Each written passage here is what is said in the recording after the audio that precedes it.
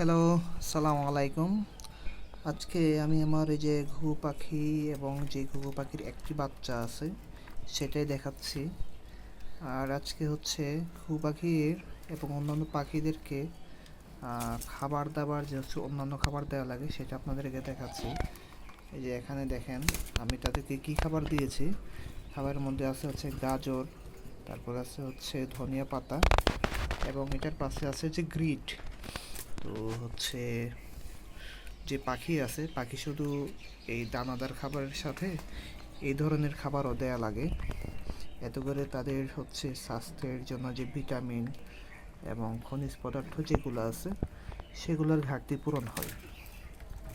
এবং আপনি দেখতে পাচ্ছেন যে এই যে একটি বাচ্চা আছে,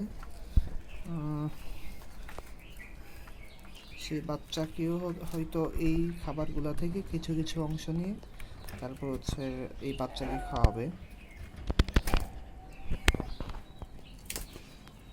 এই যে বাচ্চার কাছে গিয়েছে, যে ঘুঘু পাখিটা আছে সে তার বাচ্চাকে রক্ষা করে।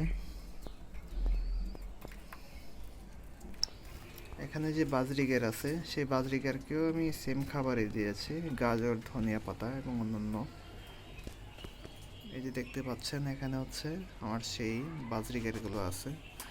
এবং একটি খুবই কষ্টের এবং আশ্চর্যজনক বিষয় হচ্ছে এই যে পাখিগুলো দেখতেছেন যেগুলো নাকি বাচ্চা দিছে, তাদের যে মেল পাখিটা, এই পাখিটা আসলে কেন মারা গেছে, কোনো রোগ ছিল না, কিছুই ছিল না, বাট এরপরেও এটার মেল পাখিটা হঠাৎ করে মারা গেছে। এটা এখন যেরকম চঞ্চল ছিল, মেল পাখিটাও সেম এরকম চঞ্চলই ছিল। তো হঠাৎ করে একদিন দেখি যে হচ্ছে এই হাড়ির ভিতরে মরে পড়ে আছে। তো এটার কারণ আসলে আমি কোনো কিছু পাচ্ছি না। যদি পাখি অসুস্থ থাকতো তাও বোঝা যাইতো, বাট হঠাৎ মারা গেছে। যদি অতিরিক্ত গরম হইতো তাও ভাবতাম যে হয়তো স্ট্রোকে মারা গেছে, বাট শীতের দিন কোনো কারণ ছাড়াই হচ্ছে এটার মেল পাখিটা মারা গিয়েছিল। তো এটা আসলে একটা দুঃখজনক ব্যাপার।